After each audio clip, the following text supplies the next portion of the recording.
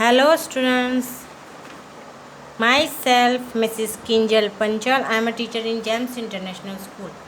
Students of standard 4th, listen carefully. Students, in this video, I will continue your chapter 2, the sentence in English grammar. Okay?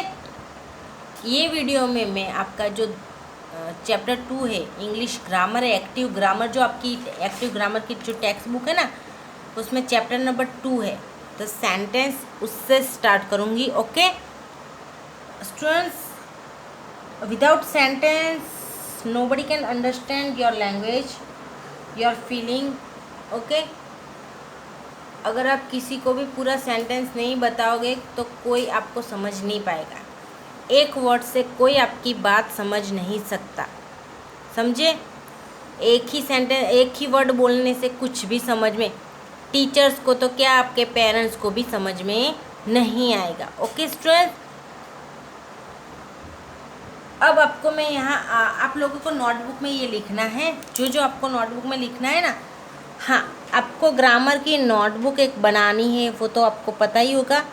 अलग से बनानी, English की जो notebook है उससे अलग से ग्रामर की नोटबुक बनानी है. वहाँ जो भी मैं लिखने के लिए बोलूँगी वो आपको लिखना है, and it's compulsory for you. Okay, so मैं यहाँ आपको क्या क्या लिखना है वो आपको एक पेज पर लिख के बता रही हूँ. ओके,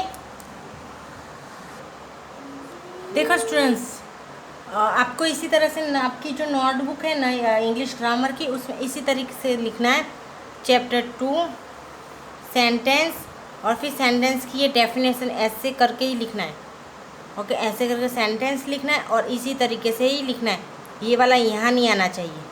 ओके, ये इसी तरह से आपको परफेक्ट लिखना है. हाँ, सेंटेंस फर्स्ट हम डेफिनेशन सीखेंगे, सेंटेंस की डेफिनेशन क्या है.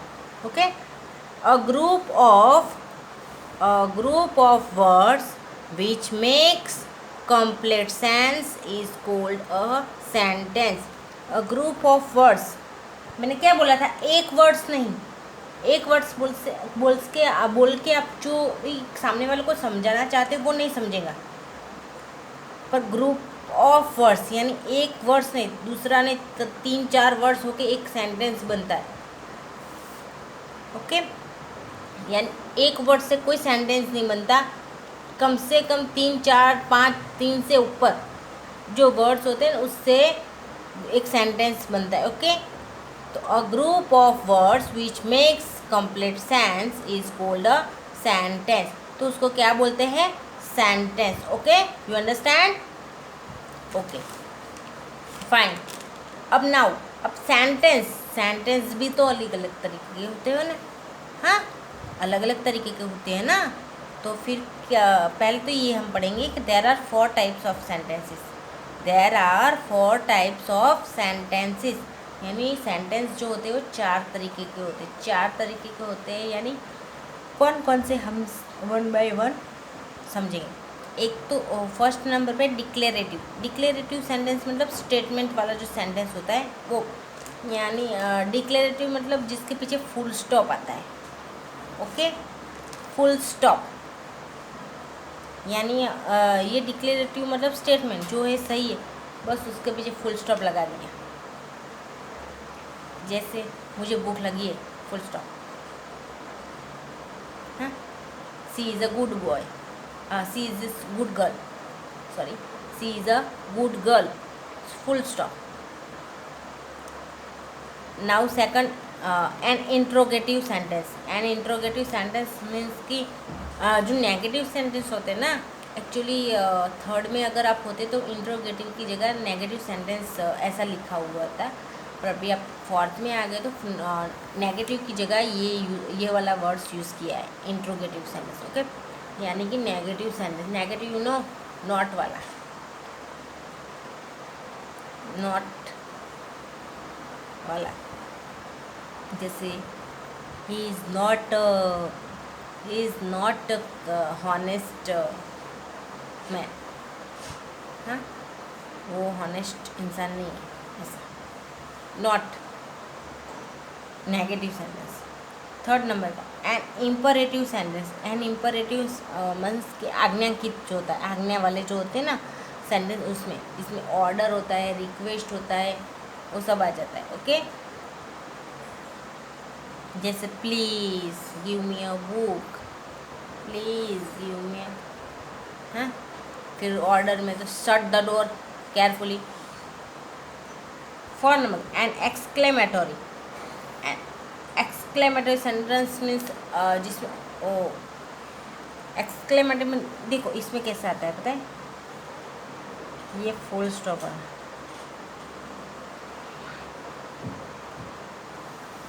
एक्सक्लेमेटरी मतलब वो ये वाला मार्क वाला आता है।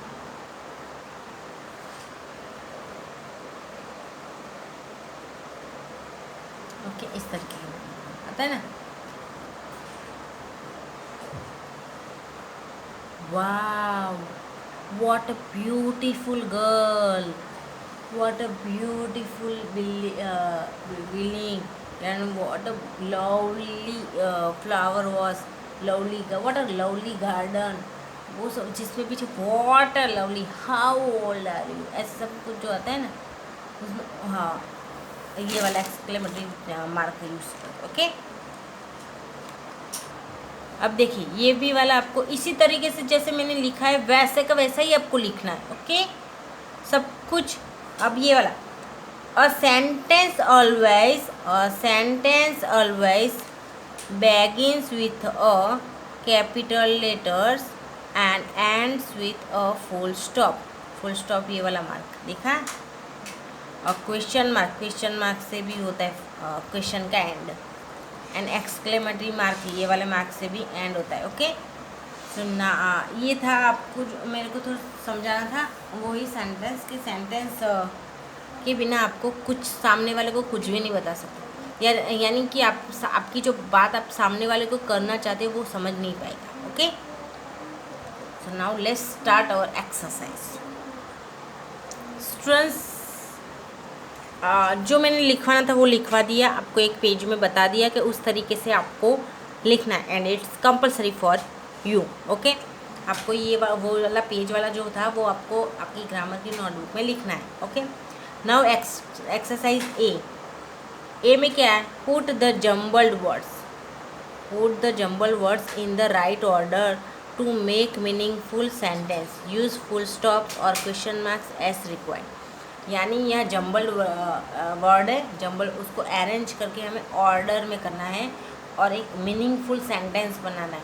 अभी कुछ समझ में नहीं आएगा, आप रीड करोगे, जैसे मैं रीड करके sea on ships the sail, what is this, sea on, क्या sea on, sea on ships the sail, what, कुछ समझ में नहीं आता है ना बच्चों, कुछ समझ में नहीं आता ना। Let's start. अब इस जो वर्ड्स हैं उसको, जैसे आडावड़ी जिसको बोलते हैं ना, आप लोग आडावड़ी बोलते हैं ना क्लास स्कूल में भी, मैम ये तो आडावड़ी है ना, उसी तरह से ये जम्बल्ड वर्ड्स है, तो उसको मीनिंगफुल बनाना है। मीनिंगफुल बनाने के लिए इसको रीअरेंज करना है, हमें फिर से अरेंज करना है। ओके, हाँ, हम जब इसको अरेंज करेंगे, इसको सही तरीके से बनाएंगे, तो उसमें क्वेश्चन मार्क्स भी यूज़ करना पड़ेगा, फुल स्टॉप भी यूज़ करने का, जो मैंने यहाँ पर किया है। Okay, so first sea on ships the sail, मुझे कुछ समझ में नहीं आया, पर ये वाला ये समझ में आया, ship sail on the sea, ships sail on the sea. Okay, यानी सीप्स जो है, सी मतलब जो दरिया होता है ना, उसके ऊपर से करते हैं। Okay, now faithful dog is the animal, what is this, faithful dog is the animal, नहीं समझ में आया ना, अच्छा चलो समझते हैं। The dog is a faithful animal, ये समझ में आ गया, the dog is a faithful animal. देखो फुल स्टॉप है, इसके पीछे भी फुल स्टॉप है, ये फुल स्टॉप दिखता है ना। थर्ड नंबर गिव क्लाउड्स अस रेन, तो इसका है clouds give us rain, clouds give us rain. Fourth number का है, देखो इसको रीअरेंज ही करना है, और उसमें जहाँ फुल स्टॉप और क्वेश्चन मार्क जरूरी है वही लगाना है। ओके, तो मैं ये पढ़ती नहीं हूँ अभी, क्योंकि आप अभी 4th स्टैंडर्ड में आ गए बच्चों। ओके, अब आपको जो थोड़ी प्रैक्टिस है आपको खुद को भी करना है घर पर रह के। Okay, you have to learn at home. 4th number, the stars twinkle at night. Again, the stars twinkle at night. 5 number का, the Taj Mahal is built of marble. The Taj Mahal is built of marble. 6 number, have you finished your work? Have you finished your work? Question mark. Have you finished your work? Question mark. Ashoka was a wise ruler. Ashoka was a wise ruler. 8 number का सुनो, 8 number का बड़ा है तो मैंने ऐसे करके यहाँ लिख दिया है। ओके, इसका यहाँ दोनों का है, जैसे ban tax his dog for a walk every morning, यानी यहाँ स्पेस कम थी ना बच्चों, तो मैंने यहाँ नीचे लिख दिया। हाँ, इतना ध्यान रखना। Again I speak, Ben takes his dog for a walk every morning. Okay, अब 9 नंबर का यहाँ तक ही है, इसलिए मैंने ये वाला यहाँ नहीं आ रहा था, स्पेस कम थी तो मैंने नीचे लिखा है। ओके, 9 नंबर का, how old are you? How old are you? How old are you? 10. Frogs live on land and in water. Frogs live on land and in water. Okay, so ये था आपका ए। तो आपको ए होमवर्क में notebook में जो है आपकी ग्रामर की नोटबुक, जो भी ABCD आएगा ग्रामर में वो आपको कंपलसरी आपकी नोटबुक में लिखना है। Okay, now B. Okay, B start कर रहे हैं। बी है, देखो, what do these sentences express, यानी ये वाला सेंटेंस से क्या एक्सप्रेस करता है, क्या बताता है? Choose the correct word from those given in the box, यानी हमें ये सेंटेंस रीड करना है, वो क्या बताना चाहते हैं वो हमें देखना है, और उसमें से कौन सा यहाँ पर आएगा इसमें से वो हमें ढूंढ के यहाँ लिखना है। ओके, फाइंड आउट करके लिखना है। एक्चुअली देखो, first may God bless you, may God bless you. आप तो मे गॉड ब्लेस यू किस में आता है? विश, हम किसी को विश करें मैं। ओके, ये विश में आता है। What a fool you are, what a fool you are. देखो वॉट है इसलिए एक्सक्लेमेशंस, या मैंने अभी बताया था एक्सक्लेमेशंस एक्सक्लेमेटरी वो दोनों सेम है, एक ही है। ओके, सेम नहीं है, एक ही है। एक्सक्लेमेशंस ओके, यहाँ क्योंकि आगे वॉट आया है, वॉट, और पीछे ये वाला mark. Okay, what a fool you are, तुम कितने मूर्ख हो। Exclamations, please lend me your pen, please lend me your pen. मैं मेहरबानी करके तुम्हारे पेन मुझे लैंड लैंड मतलब थोड़ी देर के लिए दो। तो क्या कहते हैं? रिक्वेस्ट। क्या कहते हैं? रिक्वेस्ट। किसी से मांग रहे तो रिक्वेस्ट कर रहे हैं ना। और ये तो पता ही चल जाएगा, क्वेश्चन मार्क है तो क्वेश्चन सेंटेंस, क्वेश्चन मार्क है तो क्वेश्चन सेंटेंस। अब ये वाला तो पूरा, the peacock is a beautiful bird, the peacock is a beautiful bird. Statement, declarative जो बोलते हैं ना उसको स्टेटमेंट बोलते हैं। Okay, statement. Set down, set down, set down मतलब इंस्ट्रक्शन देते हैं, instruction. Get out of this place, order कहते हैं, get out of this place, ये प्लेस पे से में से चले जाओ, ऑर्डर। ओके स्टूडेंट्स, आपको बी भी लिखना है। Okay, it's compulsory B. आपको ए होमवर्क में लिखना है, यानी नोटबुक में लिखना है, फिर ये बी भी आपको इंग्लिश ग्रामर की नोटबुक में पूरा लिखना है। Okay, now C, change the following to polite questions, use can और मे। यहाँ कुछ सेंटेंस दिए गए हैं, उसको हमें क्वेश्चंस मार्क में कन्वर्ट करना है, चेंज करना है। हमें क्या यूज़ करना है? यूज़ कैन और मे। सिर्फ कैन और मे का यूज़ करना ही है। यूज़ कैन और मे, कैन और मे का यूज़ करके हमें पोलाइट क्वेश्चंस में इसको चेंज करना है। ओके, जैसे मैं टेल मी द टाइम, मुझे टाइम कहो ना, टेल मी द टाइम, यानी इसको पोलाइट क्वेश्चंस की मतलब क्या, क्वेश्चन सामने वाले को करना है, पर जैसे हम पूछ रहे एकदम पोलाइटली, जैसे हम क्या खाया तुमने, व्हाट यू ईट, पर यहाँ में कैन और मे का यूज़ करके ही बनाना, इसलिए व्हाट का यूज़ हम नहीं करेंगे। Okay, tell me the time, tell me the time, मुझे टाइम कहो, can I know the time please, यानी हम इसी तरीके से भी पूछ सकते हैं। टेल मी द टाइम ऐसे भी पूछ सकते हैं किसी को, और पोलाइट क्वेश्चंस के थ्रू भी हम किसी को, जैसे can I know the time please, क्या मैं टाइम जान सकता हूँ, मेहरबानी करके क्या मैं टाइम जान सकता हूँ, ऐसा भी। मुझे टाइम कहो, या तो क्या मैं टाइम जान सकता हूँ, ऐसे बोलो, उसमें फ़र्क है ना।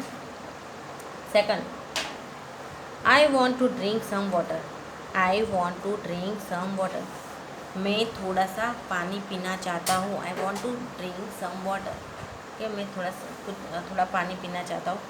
मे आई ड्रिंक सम वाटर, क्या मैं थोड़ा पानी पी सकता हूँ। मे आई ड्रिंक सम वाटर, किसी को जैसे मैं थोड़ा पानी पीना चाहता हूँ, या तो मैं थोड़ा पानी पी सकता हूँ, सेम है, लेकिन उसको पूछने का तरीका अलग है। देखो समझ में, हमें ये सी में वही दिखाना है कि एक ही सेंटेंस पूछना सेम ही है, कहना सेम ही चाहते हैं, पर उसको बोलने का जो टोन है, ढंग है, वो अलग है। Okay, I want to see this book, I want to see this book, मैं ये बुक देखना चाहता हूँ। Can I see this book, मैं ये I want to see this book, I want to see this book. So इसके जगह क्या आया, can I see this book, can I see this book, क्या मैं ये बुक्स देख सकता हूँ। Again four number, I want to come in to the class, I want to come in to the class, मैं क्लास के अंदर आना चाहता हूँ। मैं कम इन, क्या मैं आ सकता हूँ अंदर, क्या मैं अंदर आ सकता हूँ। मैं आई कम इन, क्या मैं अंदर आ सकता हूँ। मैं अंदर आना चाहता हूँ, क्या, और सामने वाले को पोलाइट क्वेश्चंस करके, अगर वो बोलते हैं तो ही जाओ, आओ, ना बोलते तो नहीं। मैं I come in, fine, I want to seat here, मैं यहाँ बैठना चाहता हूँ। Can I seat here, can I seat here. Now D, what do you say, what do you say in the following situations, what do you say in the following situation, यानी तुम ये situation होती है तो क्या कहोगे।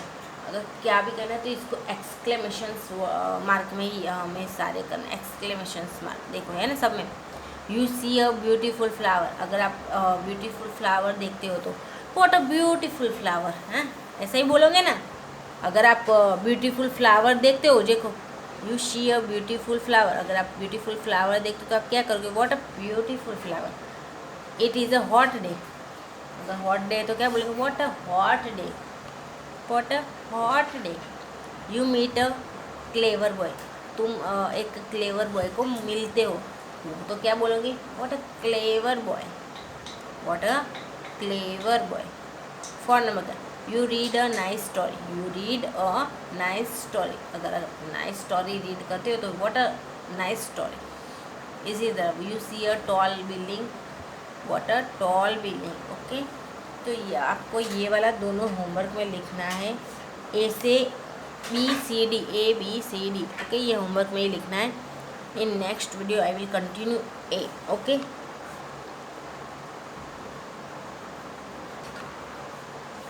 Bye.